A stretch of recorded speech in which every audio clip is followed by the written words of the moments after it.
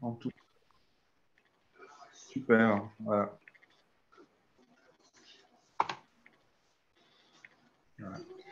En tout cas, un grand merci à Philippe François qui a accepté de prendre le temps cet après-midi pour nous parler de son dernier livre, Anthologie protestante de la poésie française.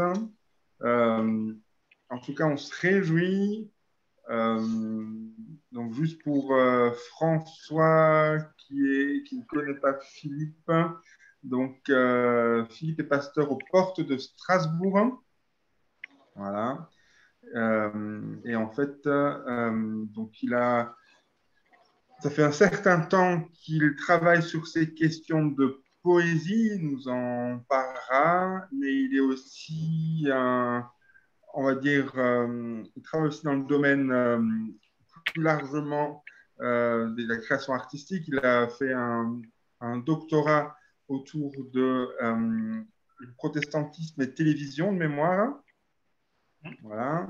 Et il a participé à la création de deux expositions d'art conceptuel, une sur Calvin, qui a notamment été en partie de mémoire exposée à la BNU autour de l'exposition sur Calvin en 2009, hein, et une exposition sur Luther en automne qui tourne dans différents lieux à travers la France.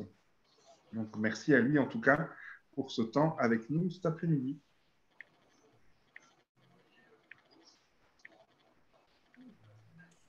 Sens-toi libre de faire ce qui est bon pour toi. D'abord, merci de m'accueillir. Je connais plutôt bien le consistoire de Mulhouse parce que j'ai nombreux.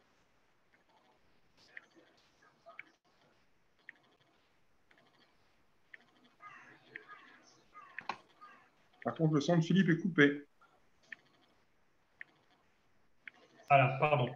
Merci. Donc, je suis très heureux d'être avec vous cet après-midi. J'ai un lien un peu particulier avec le consistoire réformé de Mulhouse puisque ma sœur est pasteur à Altkirch et que mes parents ont déménagé de Moselle, dont nous sommes originaires, près d'Altkirch. Donc, je suis très régulièrement sur vos territoires pour des raisons familiales. Et donc, et puis j'ai un certain nombre d'amis pasteurs, dont certains sont ici. Et donc, je suis vraiment content d'être là. Donc, de quoi s'agit-il? Je viens de sortir un ouvrage qui s'intitule Anthologie protestante de la poésie française. En fait, c'est la version définitive d'un premier ouvrage que j'avais publié en 2011, qui avait le même titre, mais qui couvrait simplement les périodes du XVIe au XIXe siècle.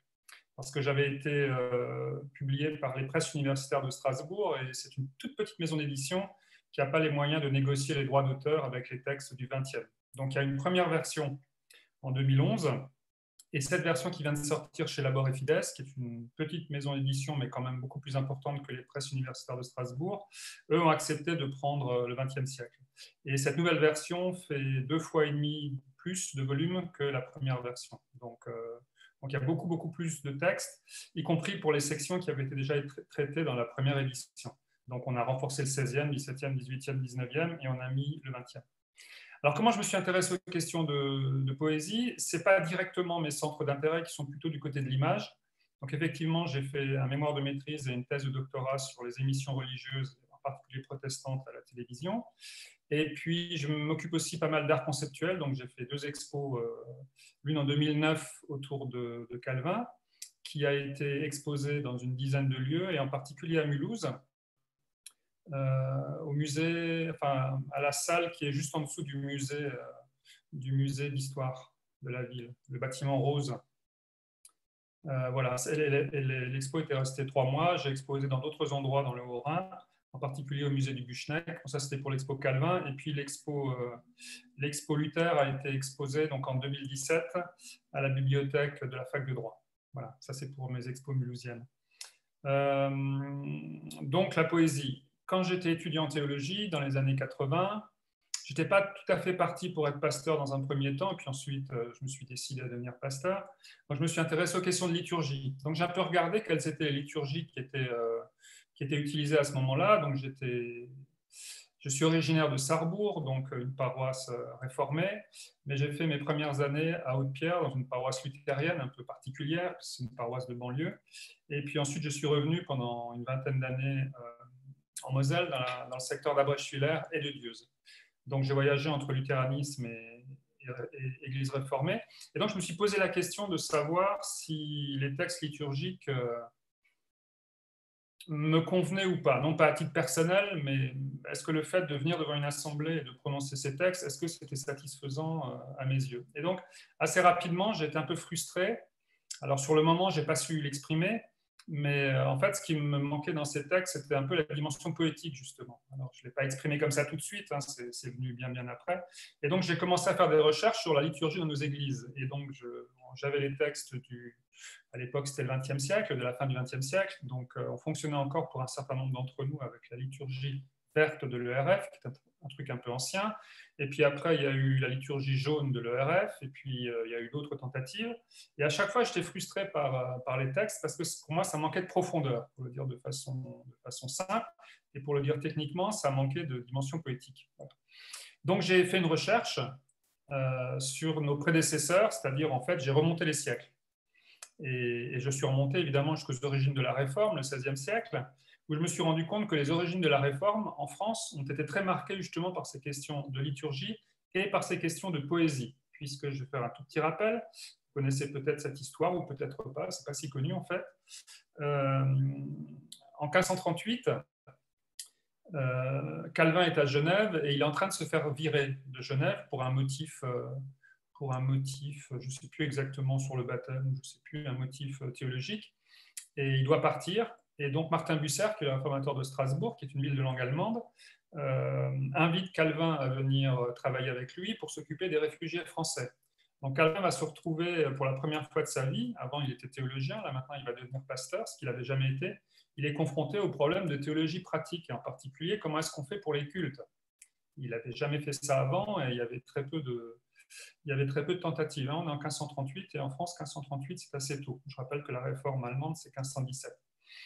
Et il décide de faire comme à Strasbourg, c'est-à-dire qu'à Strasbourg, Bucer avait traduit ou fait traduire les psaumes de l'Ancien Testament en allemand, donc la langue qu'on appelle vernaculaire, la langue du peuple, et il décide à la fois de traduire ce texte et de le versifier, c'est-à-dire pour que ça puisse se chanter, il faut que ça se mette en vers. Donc c'est moins qu'une traduction, c'est une paraphrase.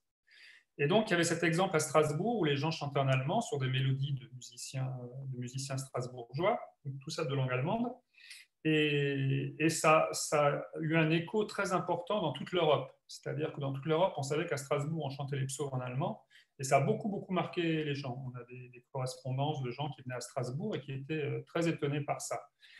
Et donc Calvin va faire pareil, mais pour le français. D'autant plus qu'il avait rencontré quelques années auparavant dans sa fuite, puisque François Ier, à un moment donné, à partir de 1534, décide de persécuter les protestants.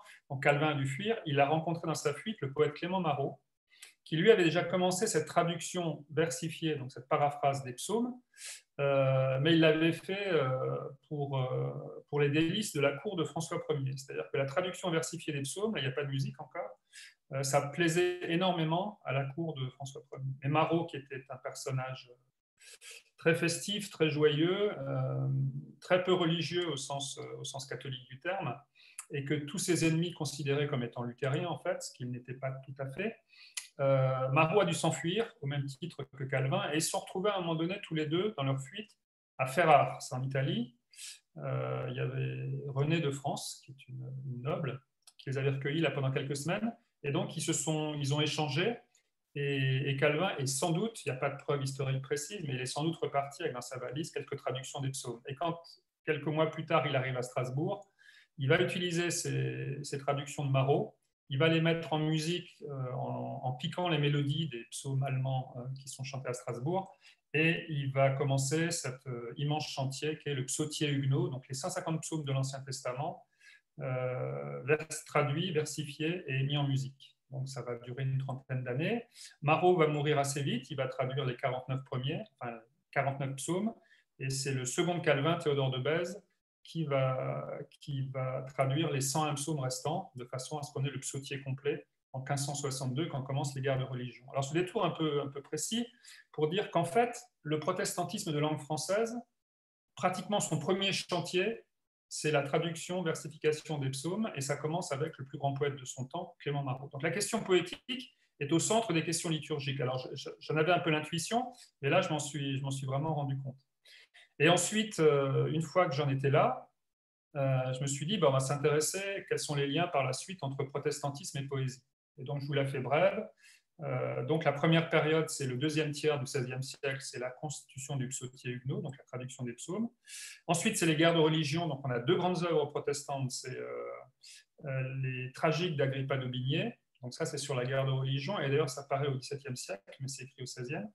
Et puis la semaine de Dubartas, c'est la réécriture de la Genèse, ça c'est un truc très protestant en poésie, on réécrit un livre biblique, et Dubartas, qui est un diplomate, c'est un diplomate d'Henri IV, décide de faire un texte qui puisse convenir aux protestants et aux catholiques, même si lui-même est protestant, et il va refaire la Genèse en y injectant toutes les découvertes scientifiques de son époque.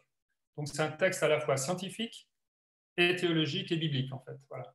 Donc il prend des risques, c'est un ouvrage très très en avance sur son temps, et de manière assez drôle, pour les protestants, c'est le poète Dubartas qui va complètement démoder Ronsard de son vivant. C'est-à-dire Ronsard est encore vivant et plus personne ne lit, tout le monde lit Dubartas. Et Ronsard est un ennemi des protestants et évidemment, il va super mal le prendre. Bref, sa vieillesse a été gâchée par ça.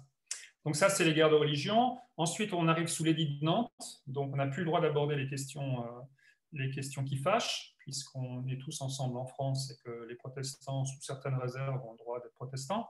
Donc il y aura une œuvre très importante, c'est les sonnets de Laurent de Relincourt. Laurent de Relincourt est un pasteur, fils de pasteur, il a une maîtrise absolue de la langue française, et il va transformer tous ses sermons en sonnets. Bon, je pense que vous savez ce que c'est un sonnet, c'est un poème de 14 vers sur une structure bien précise qui date de l'époque de Marot et de l'Italie. Et donc il prend un sermon qu'il fait le dimanche, qui doit durer, je pense, les sermons à l'époque faisaient au minimum une demi-heure, pour ne pas dire plus, et va le transformer en sonnet. Et son ouvrage, donc 160, il y a 160 sonnets, c'est le sommet de la poésie précieuse française du XVIIe siècle. C'est un vrai chef-d'œuvre à tout point de vue. Et ça va paraître vers la fin du XVIIe siècle, mais avant la révocation de l'édit de Nantes. Et au moment de la révocation de l'édit de Nantes, vous savez que les pasteurs doivent quitter le territoire. Donc les protestants vont fonctionner avec comme ouvrage de spiritualité à la fois le psautier huguenot, donc Marot-Bèze essentiellement, même s'il y a eu une tentative de revoir les choses du XVIIe siècle, c'est essentiellement Marot et Bèze, donc le psautier d'origine, celui qui a été fait par Calvin, et les sonnets de Drelincourt. C'est les deux sources de la spiritualité protestante en régime de persécution. Au plan de la poésie, le XVIIIe siècle, c'est des complaintes, c'est des pasteurs qui se font juger et condamner à mort. Donc il y a des complaintes sur ça, et la complainte est chantée sur un air des psaumes, puisque c'est la base de la spiritualité protestante, c'est les psaumes, donc les gens ont les mélodies en tête, et voilà. Et par exemple, un exemple d'utilisation des psaumes, quand il y a la révolte des Camisards, donc dans les Cévennes, avant d'aller combattre les troupes royales, les Camisards posaient un genou à terre et chantaient le psaume 68, qui est le psaume des batailles. Que Dieu se montre seulement et l'on verra soudainement, etc. etc. Voilà. Donc ça, c'est le XVIIIe siècle. Après, au XIXe siècle, il y a le retour des protestants dans la vie publique française, donc après la Révolution française. Et là, au plan poésie, le XIXe siècle est un grand siècle de poésie. Vous savez, Victor Hugo, Baudelaire, Rimbaud, Verlaine, etc., etc. Et les poètes d'origine protestante sont, on va dire, en seconde division. C'est-à-dire qu'il n'y a aucun poète protestant qui a le niveau de Hugo ou de Baudelaire. Voilà. Mais il y a deux poètes qu'on peut retenir. C'est Napoléon Peyrat, qui est un pasteur, féru d'histoire, et qui va écrire pas mal de poèmes sur les Camisards, justement, sur la révocation de l'édit de Nantes. Et c'est très lyrique, ça ressemble un peu à du Hugo, mais c'est un peu moins bien quand même. Et puis il y a une poétesse, il y a très peu de femmes jusqu'à présent dans la poésie protestante. Il y a une poétesse qui s'appelle Louisa Siffert, qui est originaire d'une grande famille protestante et qui va écrire pas mal de poèmes. Rimbaud, par exemple, adorait les poèmes de Louisa Siffert. Voilà, mais Louisa Siffert est une dame de santé très fragile, psychologiquement aussi assez fragile, mais ses écrits sont d'une grande beauté. Et voilà. Donc au 19e siècle, on a ces deux grands auteurs. Et puis après le 20e, donc là je résume, c'est simple, c'est essentiellement les Suisses, avec quand même pour le Haut-Rhin la présence d'Adelsen, Jean-Paul d'Adelsen, qui est originaire de Huningue, je crois, qui est un proche d'Albert Camus, qui a écrit une série de poèmes très très importants. Mais disons que l'essentiel des poètes qu'on peut rattacher au protestantisme au XXe, ce sont des poètes suisses. Voilà. Donc je me suis amusé à refaire toute cette histoire. Et puis à un moment donné, je me suis dit, mais est-ce qu'il faut...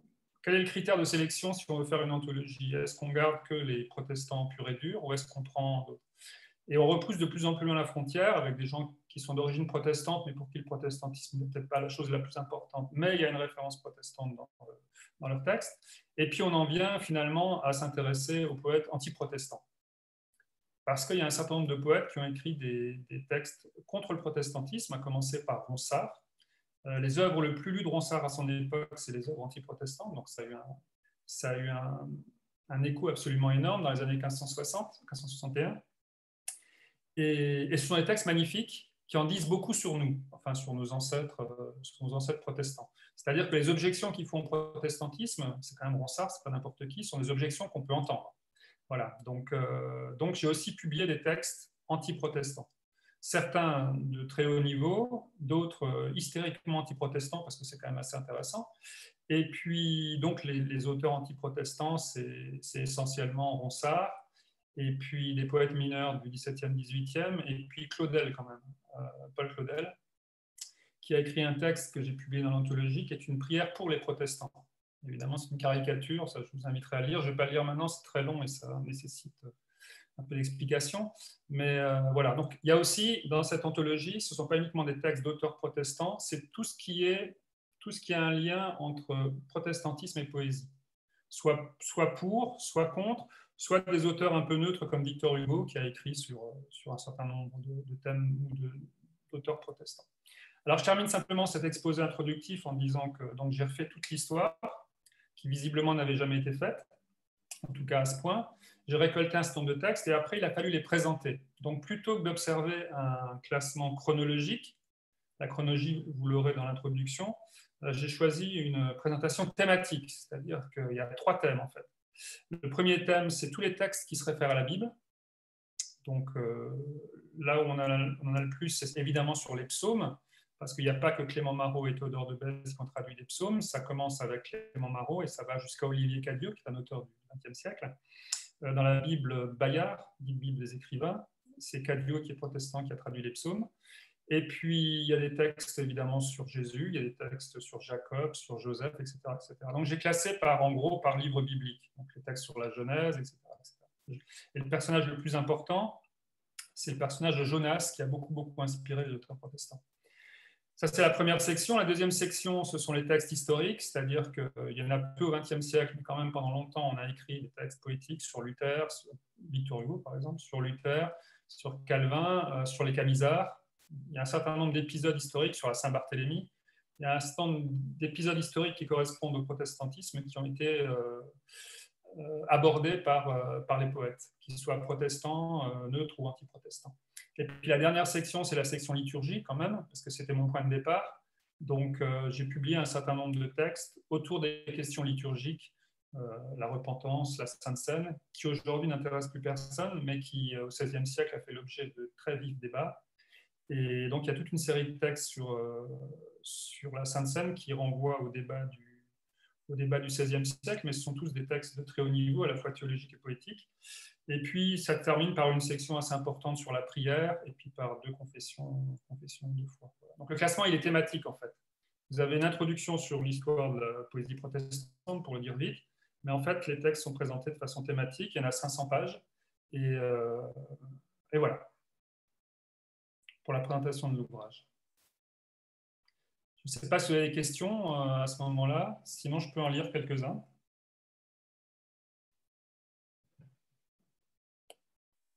Jean-Sébastien, dis-moi. Ouais, moi j'ai une question. Moi j'avais une question, Philippe. Ouais. Parce qu'en lisant, enfin j'ai pas lu tous les poèmes, mais j'ai commencé par lire un petit peu toutes tes introductions. J'ai été frappé effectivement par Jonas et l'importance qu'il prend.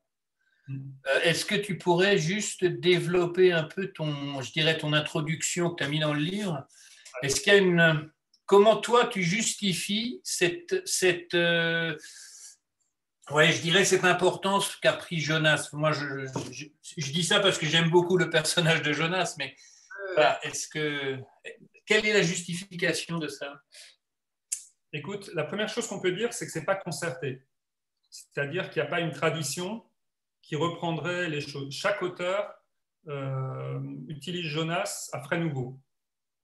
Écoute, dans un premier temps, moi, je peux simplement dire que j'ai constaté que Jonas était un personnage important. Je pense que l'histoire de Jonas est une histoire extrêmement littéraire, au sens quasi romanesque du terme, c'est-à-dire que c'est une belle histoire.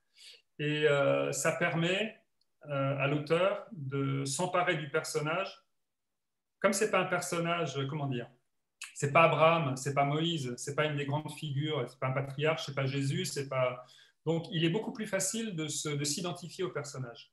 Et c'est ce qu'on fait. Alors, il y a un article très important d'Olivier Millet, qui est un des grands historiens de la Réforme actuelle, et qui a écrit un texte sur l'utilisation de Jonas chez deux grands auteurs du XVIe siècle, c'est Agrippa d'Aubigné et Guillaume du Bartas. Et il montre à chaque fois en détail comment le poète lui-même s'est retrouvé dans le personnage de Jonas. Donc je crois que la réponse, c'est parce qu'on peut très facilement s'identifier à ce personnage, qui est un personnage donc, qui est en fuite et qui est rattrapé par son destin et qui finalement décide d'y aller, mais un peu à reculons. Et une fois qu'il y est allé, il se rend compte que ça ne se passe pas comme il aurait aimé que ça se passe et qu'il est hyper frustré. Donc visiblement, c'est une histoire qui parle. Et je constate, et ça je ne peux pas te l'expliquer, pourquoi est-ce que ça parle particulièrement chez les francophones? Je ne sais pas. Mais les francophones s'en sont vraiment emparés. Je crois que Jacques Ellul aussi a écrit, bon, ce n'est pas de la poésie sur Jonas, mais il a aussi écrit sur ça. C'est un personnage qui visiblement passionne les Français. Et la réponse précise, la réponse première qui vient, c'est il est facile de s'identifier à Jonas, mais pourquoi on n'a pas ça chez les Allemands ou chez les Anglais? Je ne peux pas te dire, je ne sais pas. Mais c'est certain, c'est que les textes sur Jonas sont magnifiques. Alors, en particulier, puisqu'on est dans le Haut-Rhin, Jean-Paul d'Adelsen a écrit des textes importants sur cette figure de Jonas. Pas que sur Jonas, mais il a écrit sur Jonas. Donc voilà, j'ai découvert ça. Et j'ai découvert que ça date déjà du XVIe siècle, en fait, puisque les deux grands auteurs de la fin du XVIe, donc du Bartas et Aubigné, s'en servent et s'en servent pas de la même façon. Parce qu'ils le renvoient, à ça je suis sûr, enfin, l'article de Millet est très clair, il renvoie directement à la vie des poètes eux-mêmes, c'est-à-dire qu'ils se reconnaissent, ils se disent « Jonas, c'est moi ». Voilà. Oui, d'accord. J'ai pas lu effectivement l'article d'Olivier Millet. Pour poursuivre sur la question de Jonas, dans un temps sur l'anthologie à France Culture, tu dis même que en fait, c'est Jonas qui est surreprésenté et en figure biblique, hein, alors qu'on s'attendrait presque à ce que ça soit la figure de Jésus qui soit hyper utilisée, et en fait, elle l'est très peu. Absolument. Alors oui. Donc il y a des figures qu'on retrouve. Alors les figures qu'on retrouve, par exemple, c'est Jacob. Alors Jacob, ça a pas mal inspiré les poètes. Joseph aussi, un peu moins que Jacob, mais Jonas beaucoup. Alors Moïse, par exemple, j'ai pas de section Moïse dans l'anthologie. Et je sais pas pourquoi. Moïse, c'est quand même un personnage important. Je ne sais pas pourquoi. Abraham, il n'y a pas grand-chose non plus. Sur la Genèse, ouais, ça a beaucoup inspiré. Alors en fait, c'est peut-être intéressant au sens où on voit un peu comment j'ai procédé pour ces histoires de chapitres bibliques. C'est-à-dire que l'idée, c'est dans un premier temps, alors ça n'apparaît pas directement dans le plan, mais c'est de trouver les grands textes poétiques protestants. C'est la première recherche. Quels sont les grands textes, vraiment les trucs où on est bouche bée devant? Et quand j'en ai un, après, je cherche d'autres textes, d'autres auteurs sur le même personnage. C'est comme ça, en fait, que, par exemple, je pense que sur Moïse, ça, c'est pas le problème, mais de grands textes sur Moïse, j'en ai pas trouvé. Il y en a peut-être, mais j'en ai pas trouvé. Donc, vous voyez un peu, dès que j'ai, par exemple, Jonas, ça a été facile parce qu'il y a plein de grands textes sur Jonas, c'est celui où il y en a le plus. Mais sur Joseph, par exemple, il y a peut-être un ou deux grands textes. Et puis le reste, j'ai cherché ce que font un certain nombre d'auteurs qui ont abordé ces questions bibliques et je les mets c'est pour la comparaison, quoi. C'est-à-dire que ça renforce en fait mais tous les textes ne sont pas au même plan. Je ne sais pas si vous voyez ce que je veux dire. Il y a les textes fondamentaux, et puis il y a d'autres textes qui ne sont pas inintéressants, qui sont un peu marginaux, et qui éclairent éventuellement le texte principal, ou inversement d'ailleurs. Donc c'est comme ça. Donc chaque auteur, chaque personnage biblique qui a droit à une section dans le bouquin, c'est parce qu'il y a au moins un grand texte sur lui. Après, j'essaie d'en mettre plusieurs pour pas qu'il y ait qu'un seul texte sur le personnage, quoi. Et sur Jonas, il y en a plein. Il y a déjà les 2 textes du XVIe siècle qui sont importants. Il y a d'Adelsen, c'est super important. Et puis, il y a le texte de Drelincourt. Drelincourt, donc du XVIIe siècle, c'est ce pasteur qui a transformé ses prédications en sonnets. Tous les textes se valent quasiment. C'est-à-dire qu'en fait, il y a une technique tellement sûre que c'est uniformément de haut niveau. C'est-à-dire que lui, il y a un texte sur Moïse, c'est sûr, il y a un texte sur Abraham, il a abordé tout le monde. C'est-à-dire qu'il y a toute une section sur l'Ancien Testament, tous les personnages bibliques sont abordés. Simplement, il n'y a pas un texte qui se détache de l'autre, ce qui fait que j'ai pris chez d'autres auteurs et après j'ai rajouté les textes de Drelincourt. Les textes de Drelincourt sur Jonas, etc., sur Jacob, sur Joseph et sur la Genèse. Vous voyez un peu comment ça fonctionne. Si on prend que les grands textes, mon bouquin, il ne fait pas 500 pages. Mon bouquin, il fait je ne sais pas, 30 pages, 40 pages. Les textes vraiment fondamentaux, quoi. Les textes où on se dit, les textes tout à fait hors normes. Mais on manque de la richesse de la création poétique sur tous ces siècles si on met que les textes exceptionnels. Il faut aussi, les bons textes aussi sont importants. Et il y en a même quelques-uns qui ne sont pas bons. Alors, je ne sais pas s'il y a des Sévenols parmi vous, mais alors la Sévenole, le chant des réformés français de l'intérieur, au plan poétique, c'est un désastre, quoi. C'est très, très mauvais. Mais je l'ai mis parce que les gens me demandaient sans arrêt est-ce qu'il y aura la Sévenole. Enfin, mes amis de l'intérieur, je dis a priori non. Alors, ils étaient un peu énervés. Alors, j'ai fini par le mettre parce que c'est vrai que c'est un texte qui a eu un retentissement assez important et que les gens, en particulier du sud de la France, chantent sans problème. Mais au plan poétique, c'est zéro, quoi. Ça vaut rien. Et d'ailleurs, généralement, Ruben Sayance, qui est l'auteur de la Sévenole, qui a beaucoup, beaucoup publié de textes poétiques, là, c'est uniformément, on va dire, gentiment moyen, quoi, pour ne pas dire médiocre. C'est plein de bonne volonté, mais techniquement, c'est pas bon. En plus, il est un peu à cheval entre le 19e et le 20e, mais c'est surtout le début du 20e. On sort de Victor Hugo, Baudelaire, Rimbaud et tout, et ça ne tient pas, quoi. Ça tient pas du tout. Par comparaison, c'est désastreux.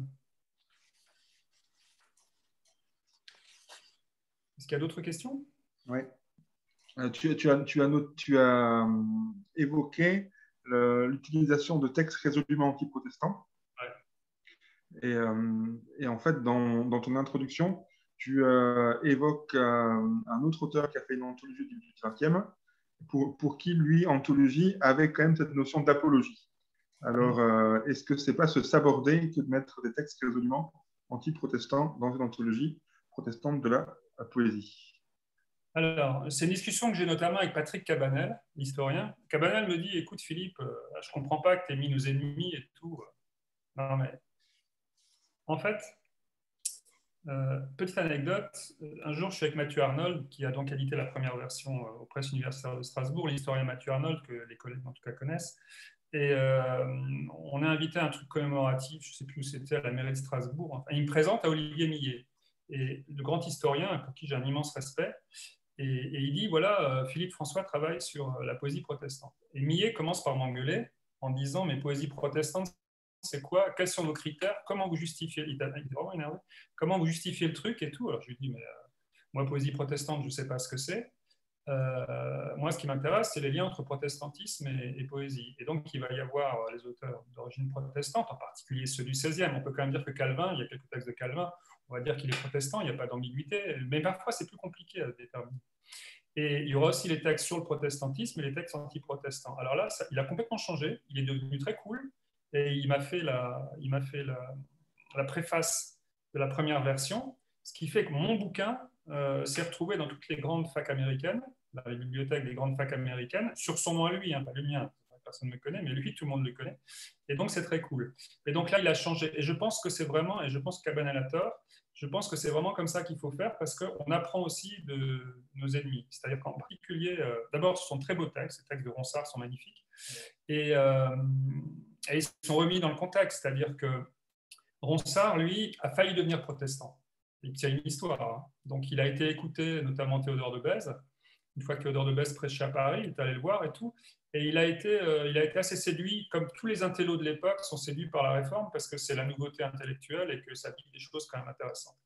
Et puis après, il change d'avis et il y a des choses qui ne lui plaisent pas dans le protestantisme.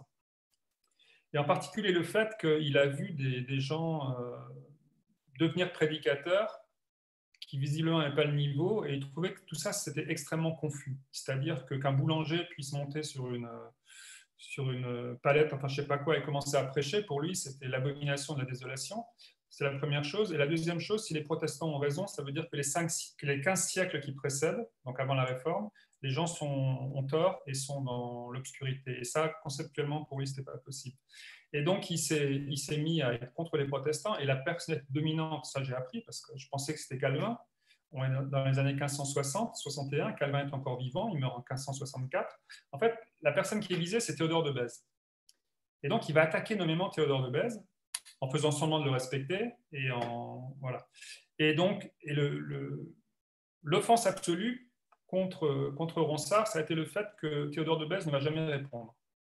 Théodore de Bèze ne répond jamais. Il y a des pages de poésie entière contre Théodore de Bèze par Ronsard, et Théodore de Bèze va garder le silence, visiblement, ça ne dérangeait pas plus que ça, et c'est les seconds couteaux à Genève qui vont répondre, donc Antoine Chandieu, etc. etc.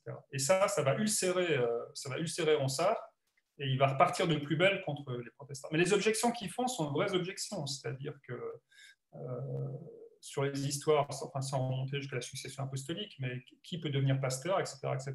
Alors, les églises historiques ont répondu en disant qu'il faut que les gars fassent des études, etc., etc. Mais dans la confusion du XVIe siècle, c'est un peu plus compliqué que ça. Donc, les objections de Ronsard sont bien, et les textes au plan poétique, c'est à tomber, quoi. C'est magnifique. Donc, je voulais que tout le monde puisse se rendre compte de comment ça a commencé, et en particulier parce que souvent, c'est en dialogue. C'est-à-dire que, Théodore de Bèze ne répond pas, mais d'autres répondent. Et c'est assez intéressant de voir comment ça se passe, que le protestantisme, pendant longtemps, enfin, je veux dire, qui est-ce qui attaque les protestants aujourd'hui? Sérieusement, quoi. Les évangéliques, éventuellement, sont attaqués pour un certain nombre de choses, mais nous, qui est-ce qui nous attaque? À part le Conseil constitutionnel, de temps en temps. Je veux dire, voilà. Ça n'a pas toujours été comme ça, et ça me paraissait intéressant de dire qu'on s'est construit aussi dans le conflit. Donc, Cabanel a fini par se rendre à mon point de vue, même si lui, ça l'embête un peu. Mais je pense que c'est intéressant de voir comment... Mais moi, je n'imagine pas faire une anthologie protestante de la poésie sans avoir les poèmes de Ronsard, quoi. Les poèmes de Ronsard sont sans doute meilleurs en termes de poésie, sur le fond, je ne dis pas, que les poètes protestants de l'époque. Ça, c'est Ronsard, quand même. Donc, voilà. Et comme ça, les gens peuvent se faire une idée un peu du climat qu'il y avait à l'époque. De toute façon, cette bataille entre les poètes pasteurs de Genève et Ronsard a été arrêtée par Charles IX, qui a dit, vous savez que les guerres de religion, ça a été compliqué. Une fois on est en guerre, une fois on n'est pas en guerre. Enfin, il y en a eu 8 et tout. Et à un moment donné, Charles IX a dit, ça suffit, maintenant on arrête. Et il a réduit Ronsard au silence. Voilà. Mais ça existait, et j'ai publié quelques textes, hein, parce que en fait, la polémique de Ronsard avec les protestants, c'est 2 gros volumes. C'est des pages et des pages entières. Et j'ai essayé de publier ce qu'il y avait de plus intéressant, et je n'ose pas dire de plus beau, mais enfin, de plus poétique, quoi. Parce que ce n'est pas négligeable. Hein. Et très peu connaissent ça, parce que quand on étudie Ronsard au lycée, où on ne va pas dans les textes anti-protestants spontanément, quoi. Or, ce sont les textes de Ronsard qui ont été le plus lus à son époque.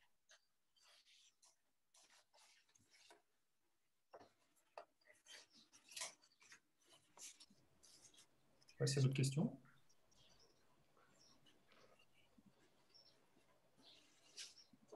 Ouais.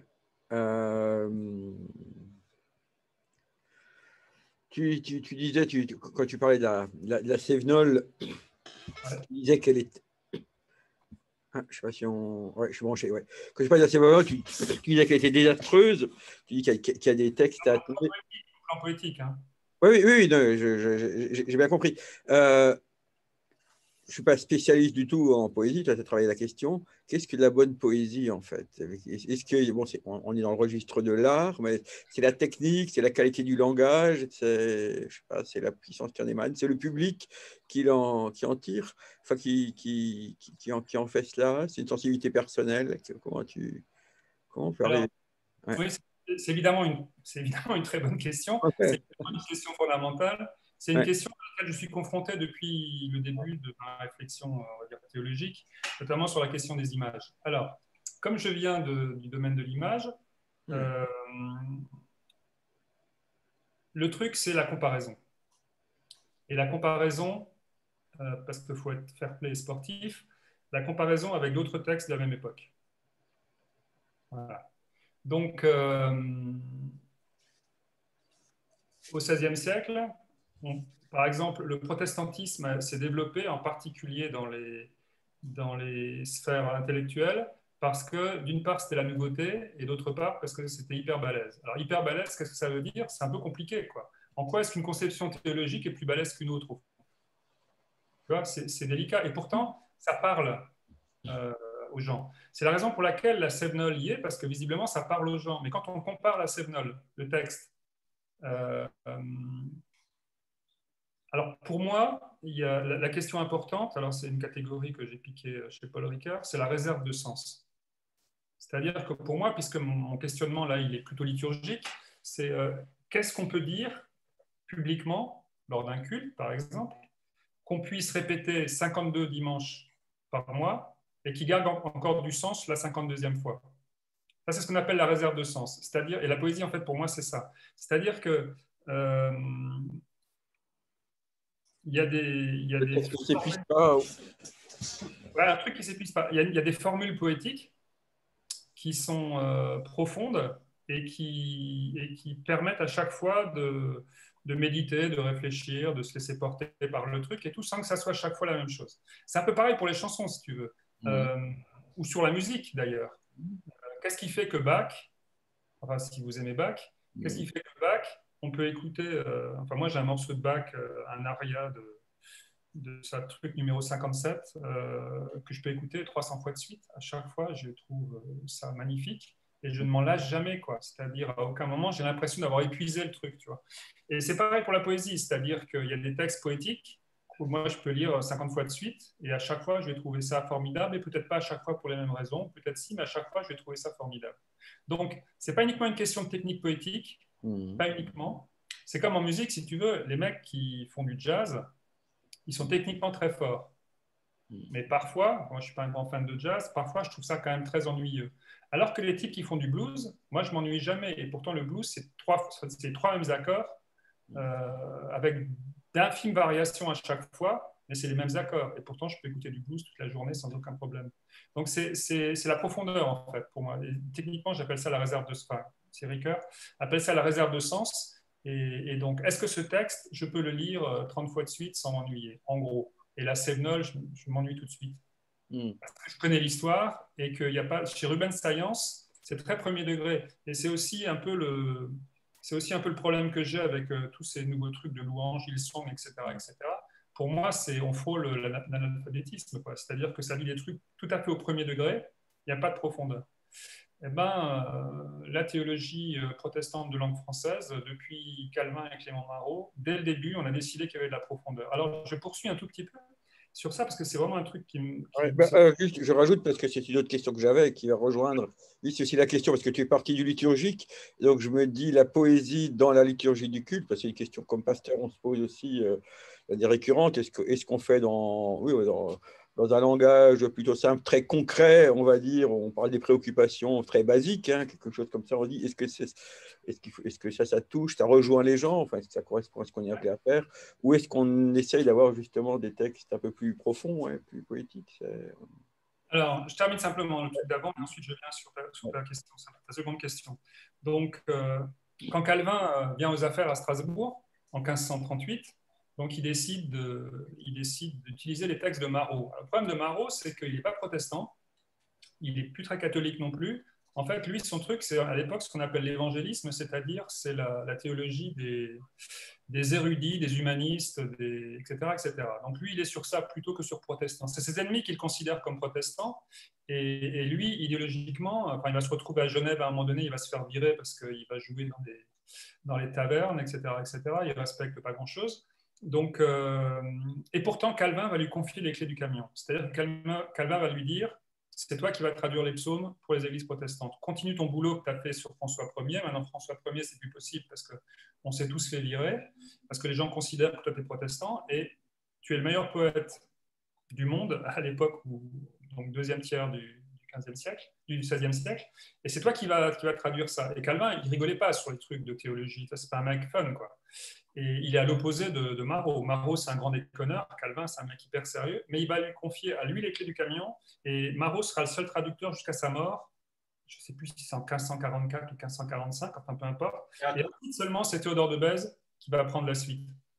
Dans un second temps seulement. Et Théodore de Bèze, à l'époque où Marot est encore vivant, n'arrêtait pas de dire à Calvin, non mais c'est pas sérieux, quoi. Marot, ce grand déconneur, c'est lui qui s'occupe d'un truc hyper important, ça va pas, il faut faire autrement, etc., etc. Et Calvin n'a jamais bougé. C'est Marot. Et pire que ça, Calvin avait traduit, dans l'anthologie, il y a quelques textes qui sont traduits par Calvin, des psaumes. Et il va retirer ses propres traductions pour laisser place à celles de Marot. Et pourtant, les traductions de Calvin ne sont pas mauvaises. Tu vois, mais il considère justement que cette dimension poétique, enfin moi c'est comme ça que je l'interprète, cette dimension poétique, on pourrait presque dire ludique d'ailleurs, parce que Marot c'est un mec ludique en fait, même s'il fait très sérieusement le boulot sur les traductions des psaumes, cette dimension ludique de profondeur, ou comme tu veux, elle est chez Marot et elle n'est pas chez Calvin, elle n'est pas chez Théodore de Bèze non plus. Alors après, quand il fallait aller casser du soldat de Louis, je ne sais plus combien, de Louis XIV, il chantait du Théodore de Bèze, c'est-à-dire que Dieu se montre seulement, etc., etc. C'est les trucs ultra militants que Théodore de Bèze va traduire ensuite. Mais aux yeux de Calvin, la première personne qui doit faire ça, c'est Marot, parce que c'est un poète et il a les compétences poétiques. Voilà. Alors sur ta deuxième question, moi j'ai résolu le problème de la liturgie en disant, je me suis posé la question de savoir quel était le minimum syndical, c'est-à-dire quel était l'auteur, pour le dire rapidement, en dessous duquel il ne fallait pas descendre. Voilà. Alors, pour moi, c'est André Dumas. C'est-à-dire qu'André Dumas a sorti un bouquin que vous connaissez sans doute tous, qui s'appelle « Sans prière possible ». Et alors, Dumas n'est pas un grand poète, on est d'accord, mais il y a de la théologie dedans, c'est une théologie réformée très classique, c'est pas révolutionnaire, mais c'est très solide, il y a une théologie solide, c'est structuré et c'est assez dense. Et ça, pour moi, c'est le minimum syndical. Après, il a fait le taf au sens où on a 100 prières quand même. C'est-à-dire que moi, depuis plus de 20 ans, mes cultes, habituellement, la liturgie, je lis 3 prières de Dumas. C'est jamais les mêmes. Voilà. Je n'ai pas d'autre liturgie que ça. C'est-à-dire je commence, accueil, je dis bonjour aux gens, première prière de Dumas, ensuite cantique, ensuite seconde prière de Dumas, ensuite confession de foi, ensuite troisième prière de Dumas, ensuite cantique, prédication, Notre Père, etc., etc. Ça finit comme ça. Donc ça, j'ai fait ça systématiquement pendant plus de 20 ans. Pourquoi? Parce que si je lis une prière de Dumas 5 dimanches de suite, ce que je ne fais jamais, je fais un choix plus varié, mais même si je le fais, personne ne peut se pointer et dire non mais celle-là on l'a épuisée, quoi. Parce qu'il y a le minimum syndical. Alors utiliser le terme de poète pour Dumas lui-même ne serait sans doute pas d'accord, mais il y a quand même quelque chose de cet ordre. Après, Jacques Ellul, par exemple, a fait des choses très peu, mais il a fait, quand il est mort, on sait pas. Alors, Jacques Ellul, stylistiquement, c'est hyper relâché. C'est-à-dire qu'il écrit quasiment comme il parle. Et en plus, il est assez grognon comme personnage, donc c'est un peu énervé comme écriture et tout. Mais quand il est mort, on s'est rendu compte qu'il avait écrit des poèmes, et ces poèmes ne sont pas du tout comme quand il écrit sur la sociologie, la théologie. Voilà. Et on a aperçu quelqu'un qui, au contraire, faisait un truc très soigneusement et tout. Donc, il y a éventuellement quelques poèmes d'Ellul qu'on peut utiliser. Mon prof, Gabriel Vagnan, lui, pratiquement toute son œuvre, elle est stylistiquement... Alors, c'est le style un peu byzantin. Moi, ce n'est pas spécialement mon truc. Je suis plutôt du côté du minimalisme. Il faut reconnaître que là, il y a une dimension poétique assez importante. Voilà, seulement évidemment. Alors là, après, il y a une question de niveau. C'est-à-dire que si tu pointes du Vagnan à tous les cultes, tu perds tout le monde, quoi. C'est-à-dire que là, il faut quand même avoir fait des études. Alors que Dumas, par contre, et je lui en suis extrêmement reconnaissant, lui, c'est accessible, tu vois. Donc voilà. J'ai aussi publié un texte pour dire que les choses peuvent parfois être très simples, d'Olivier Abel. Petite prière avant la lecture biblique, impeccable, poésie minimaliste, tout est dit, c'est dit de façon élégante. C'est totalement compréhensible. Il n'y a pas de souci. Celle-là, je peux la lire 50 dimanches par an, sans problème. Personne ne peut se pointer et dire, d'une part, c'est trop compliqué, et d'autre part, on a ras-le-bol d'entendre ça, quoi. Parce que ça dit ce qu'il y a à dire, et ça le dit de façon poétique de base, on va dire. Tu vois. Donc, mais enfin, le truc de base, quand même, c'est la comparaison. C'est-à-dire, tu prends deux textes.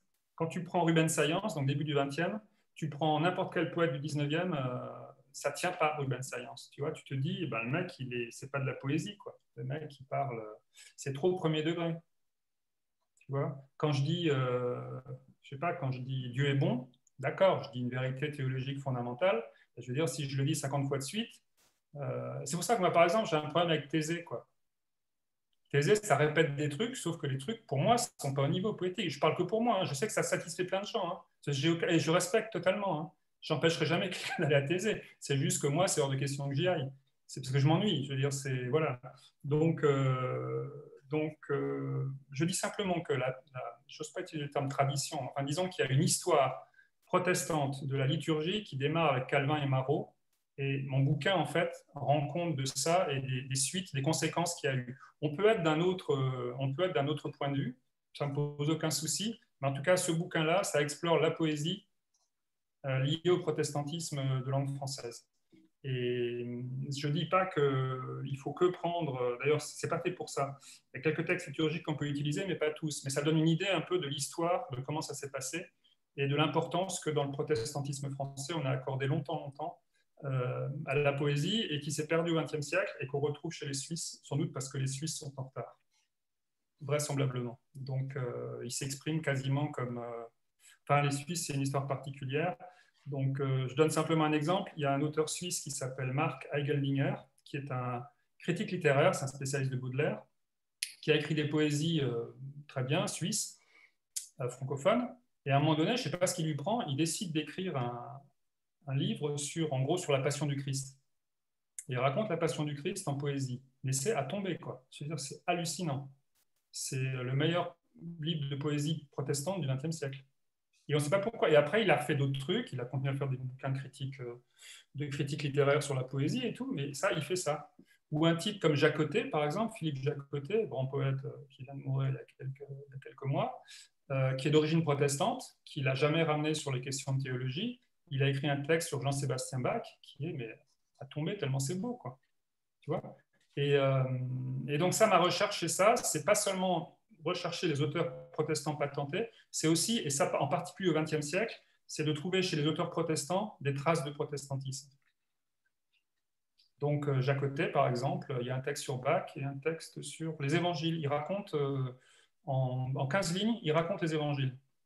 C'est impressionnant. C'est très beau. Je ne sais pas ce qu'on peut en faire. Enfin, on peut le lire de temps en temps, pas trop souvent non plus, parce que voilà. Mais voilà comment ça fonctionne. Et encore une fois, c'est par comparaison. Et il faut une réserve de sens. De mon point de vue, hein. Après, c'est pour ça que Rubens Science, ça ne va pas. Rubens Science, il n'y a pas de réserve de sens. C'est une expression directe.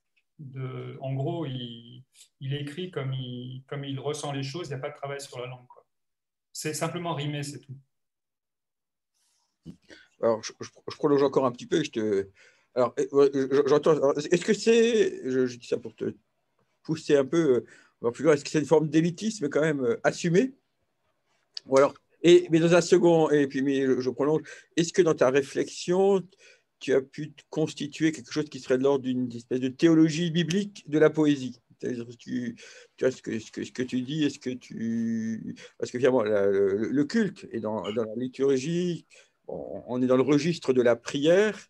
Alors, est-ce que c'est la prière à Dieu? Est-ce que c'est le pasteur qui prie au nom de la communauté? Mais quelque part, comment, donc, dans ce choix d'un niveau de langage et de sens aussi, est-ce qu'on l'ancre, qu'on peut comparer peut-être à certaines formes de prière évangélique spontanée, où justement là où il n'y a pas forcément la réserve de sens, mais il y a autre chose dans lesquelles j'imagine les publics peuvent se retrouver. Est-ce que toi tu fondes ce que tu penses, ce que tu dis, tu peux le fonder bibliquement, c'est une forme de théologie? Alors écoute, la prière la plus connue au monde, c'est Notre Père. Et c'est un texte super structuré. C'est vraiment très structuré. Et c'est vraiment très dense. Et il y a même des trucs qu'on ne comprend pas, et sans doute les gens à l'époque comprenaient, mais donne-nous aujourd'hui notre pain quotidien, c'est une façon un peu simple de traduire un truc qui est beaucoup plus compliqué. Donc si tu veux, ça c'est le truc de base. Donc ensuite, en poésie, il y a plusieurs écoles. Alors, il y a deux écoles principales, l'école minimaliste et l'école lyrique. Alors l'école lyrique, moi je trouve ça parfois un peu élitiste, et même inutilement élitiste. Donc dans le cadre du protestantisme, si tu veux, moi, le lyrisme, c'est l'abomination de la désolation. Mais il y a plein d'auteurs lyriques très honorables et tout, à commencer par Victor Hugo, par exemple, pour prendre quelqu'un de connu. Il y a l'équivalent chez les protestants. Moi, je suis du côté du minimalisme. Alors, le minimalisme, ça part jamais dans l'élitisme, normalement. C'est-à-dire que ça dit des choses avec peu de mots. L'équivalent musical, c'est le blues, si tu veux. Le blues, c'est accessible par tout le monde. C'est simple, et pourtant, c'est extrêmement profond.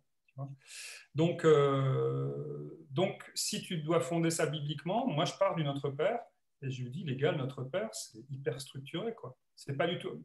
Moi, quand les évangéliques se pointent, évangéliques que j'ai fréquenté quand j'étais gamin, parce que la paroisse où j'étais était de type évangélique charismatique, donc j'ai fréquenté ça de près, on était envoyé Gagnère, etc., etc. Donc tout ça j'ai fait, il n'y a pas de souci. Mais ce que je leur renvoie par rapport à ça, sur ce point précis, et de façon plus générale d'ailleurs, c'est que la Bible, les gars, c'est vachement structuré, quoi. Et c'est vachement poétique, et c'est très réfléchi, et c'est pas du tout spontané. Alors s'il y a bien un truc qui n'est pas spontané, c'est Notre Père, quoi. Vraiment pas. Le mec qui a écrit ça, ou les mecs qui ont écrit ça, ils ont bossé, quoi. C'est pas juste un truc comme ça, spontané. Donc bibliquement, il n'y a pas de souci, c'est Notre Père. Et donc pour la liturgie, donc je dis que moi le minimum syndical, et j'utilise quasiment tout le temps, c'est Dumas. Dumas, il n'y a pas d'élitisme du tout, hein.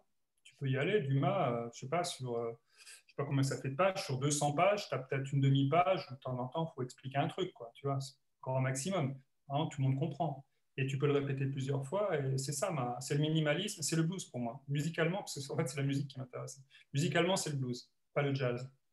Le jazz, c'est le lyrisme.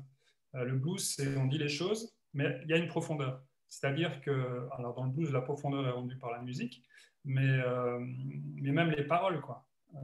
Les paroles ne sont pas aussi simples que ça.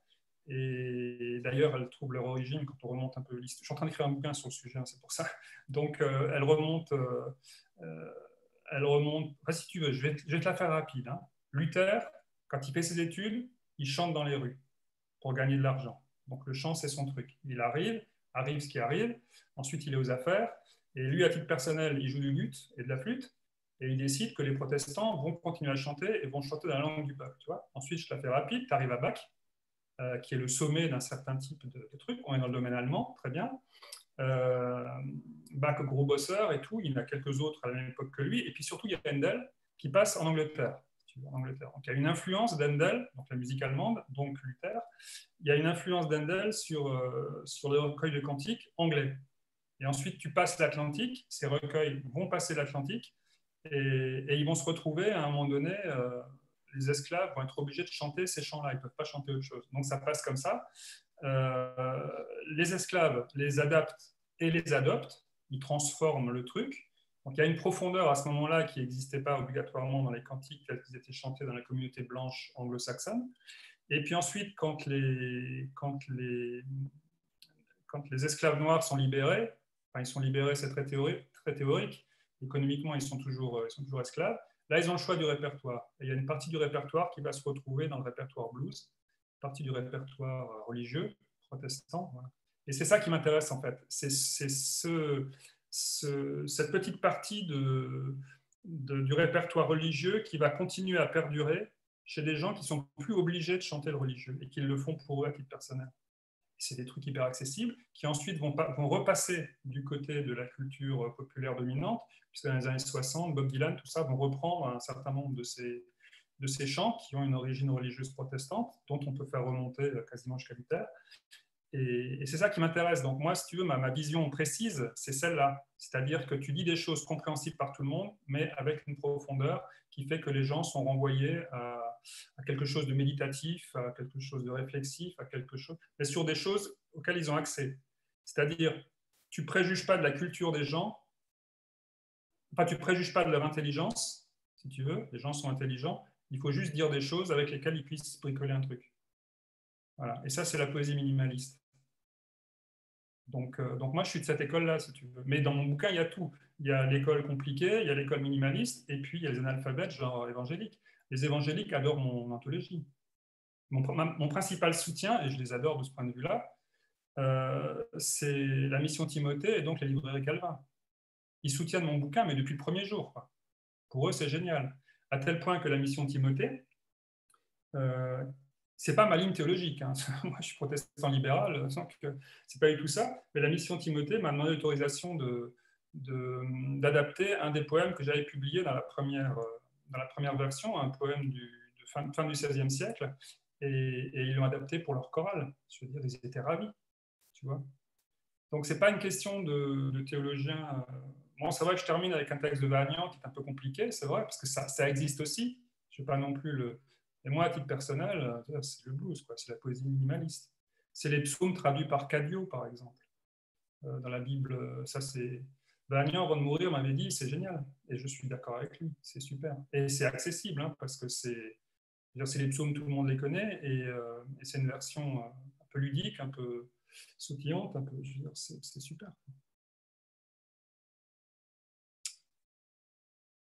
Voilà. Merci. Est-ce qu'il y a d'autres questions? J'en ai encore une. Donc là, tu as parlé de fondement et approche ludique de la poésie. En fait, ma question, elle va être plus large. Elle englobera la poésie, mais aussi l'ensemble, on va dire, de la création artistique, hein, l'ensemble des arts. Donc là, tu as bossé sur la poésie. Tu connais aussi le monde de l'image, le monde du cinéma, le monde de la musique. Et en fait, ma question concerne quel serait le rapport du protestantisme à l'art et est-ce qu'on peut pas parler d'art protestant, mais en tout cas, qu'est-ce qui serait une caractéristique de ce protestantisme et art, en fait, sans parler d'art protestant, mais voilà, comment on pourrait qualifier d'une approche protestante de l'art? On ne peut pas parler d'art protestant parce que le protestantisme, c'est hyper vaste. C'est-à-dire que tu dises toujours de quelle tendance tu es, quoi. Parce que sinon, donc, bon, moi, je suis d'origine réformée, on va dire que je suis calviniste. Et je redis, pour moi, le point de bascule fondamental, c'est quand Calvin confie le truc le plus important pour lui, au plan de la théologie pratique, à Clément Marot, qui n'est pas un protestant pur et dur. Et il le fait parce que c'est le mec le plus brillant, en fait, et qu'il le fait sérieusement. C'est-à-dire que Marot a été un type qui jouissait vraiment de l'existence jusqu'au moment où il tombe malade, dans les années 1530. Il pense qu'il va mourir, et donc il va traduire et versifier le psaume 6, qui, vous le savez tous, c'est un psaume de pénitence. Et donc, il va traduire, c'est la première traduction française, enfin la paraphrase, la traduction rimée, la paraphrase rimée d'un psaume en France, c'est Marot qui le fait. Et il va le faire super sérieusement parce qu'il y a un basculement, on pourrait presque parler de conversion à ce moment-là. Il décide de consacrer la fin de sa vie, qui va arriver malheureusement un peu trop tôt, à cette traduction des psaumes. Pour lui, ça devient le truc le plus important au monde. Ça n'empêche pas que quand il est à Genève, il va jouer au dé dans les tavernes, et qu'il va danser aussi dans les tavernes, et que ce n'était pas du tout bien vu, et que Calvin a eu les pires problèmes, parce qu'on venait se plaindre de Marot, en disant « Non, mais t'as vu Clément Marot, etc. etc. » Et Calvin, évidemment, était contre le fait qu'on danse dans les tavernes, mais il était embêté parce qu'il avait besoin de Marot pour ça, quoi. Il avait plus grand respect pour Marot en tant que théologien, on peut le dire. Donc, pour moi, le lien entre protestantisme et art, à moi, à titre personnel, ça débarque de ça. Alors, Marot, c'est quoi? C'est très sérieux et très ludique en même temps. En fait, c'est ça. C'est-à-dire ludique au sens où on joue sur les mots, on joue sur les images, on joue sur les codes, et pour essayer de faire advenir quelque chose qui serait de l'ordre du théologique. Donc, voilà. Alors, par exemple, pour prendre un bouquin relativement récent, enfin du XXe siècle, comment est-ce qu'on parle de la Shoah, par exemple? Alors, ça, c'est une question. Il y a des bouquins qui ont été faits sur ça. Et puis, un type qui s'appelle Georges Perec, qui décide d'écrire un livre où il n'y a pas la lettre E dedans. Il va écrire un ouvrage qui est un roman plus ou moins policier. Il n'y a pas, dans aucun mot, il y a la lettre E. Voilà. Le bouquin s'appelle La disparition. C'est dans la disparition de la lettre E. Et donc, j'avais trouvé ça assez marrant, mais sans plus, quoi. Et je ne connaissais pas l'histoire de Pérec. Et en fait, la question, c'est qui disparaît? La réponse, c'est eux. Eux qui? Les Juifs. C'est là qu'on apprend que les parents de Pérec ont été déportés et sont morts en déportation. Et donc, c'est une façon littéraire, ludique, il n'y a pas d'autre terme, même si c'est sur la Shoah, c'est au niveau du jeu, mais alors, très sérieux, mais du jeu quand même, du jeu de langage, il va faire disparaître la lettre E. Voilà. Et pour moi, c'est la plus belle façon au monde. J'ai lu quelques autres romans sur la Shoah. C'est la plus belle façon, et c'est une façon poétique de parler de la Shoah, poétique au sens profond, vraiment du terme. Et voilà. Donc pour moi, le protestantisme et art, ça se situe quelque part par là. Donc à la fois très sérieux, très documenté, et aussi ludique. Et c'est comme ça que j'ai fait mes expos, qui sont ludiques, et à la fois très sérieuses aussi, très théologiques. Et pour moi, c'est ça, mais c'est personnel, c'est-à-dire que quelqu'un d'autre doit voir les choses différemment. Il y a des gens qui vont parler de spiritualité protestante. Pour moi, c'est un truc, je ne sais même pas ce que ça veut dire, quoi. Voilà, mais je respecte. Il y a des gens qui sont. Pour moi, Thésée, c'est un truc hyper catholique, quoi. Pour moi, c'est le catholicisme quasiment à l'état pur. Mais c'est personnel, hein. Je cherche vraiment les gens qui vont à Thésée. J'ai des amis très proches qui vont à Thésée. Je suis super content pour eux quand ils peuvent y aller. Et moi, personnellement, c'est le pire du catholicisme, quoi. Voilà. Bon, mais... Donc, ludique et sérieux. Et on joue avec les codes pour essayer de faire advenir quelque chose. Donc voilà, c'est Marot en fait. Marot joue avec la langue et c'est pour le bénéfice de la théologie et en l'occurrence du protestantisme, parce que ça, les protestants l'ont reconnu. Les catholiques le détestaient. Les catholiques le considéraient comme, à l'époque, on disait luthériste, de la pire espèce, quoi. Il était mais haï par la Sorbonne catholique, etc., etc.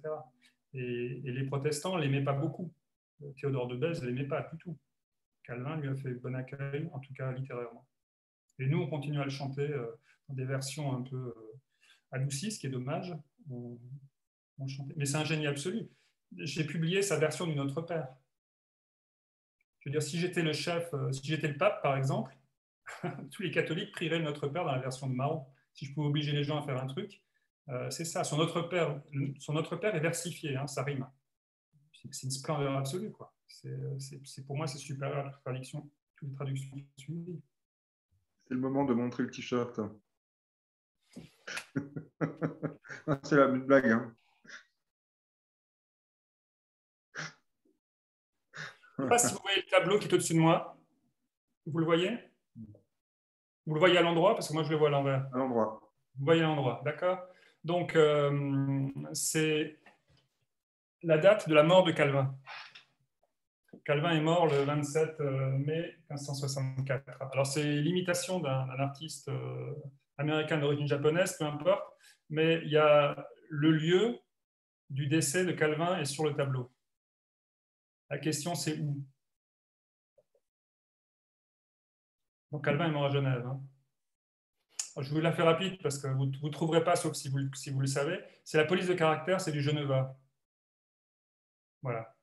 Ludique et sérieux à la fois. Bon, mais ça, c'est moi. Hein. Tu m'as posé la question personnelle, je te réponds. Après, non, c'est comme ça. Et en poésie, c'est pareil. En liturgie, c'est pareil. Et en prédication, c'est pareil. Ouais, c'est celui-là, tout à fait. Ouais. Splendeur absolue pour moi.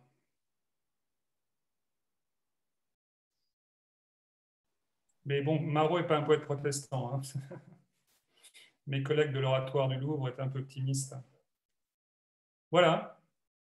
Merci beaucoup en tous les cas, vraiment. Plaisir pour moi, c'était très sympa. J'adore discuter de ces questions.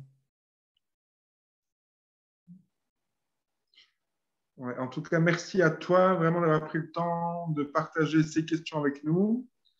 Merci à vous d'avoir aussi pris le temps d'être là. Avec plaisir. Mais ouais.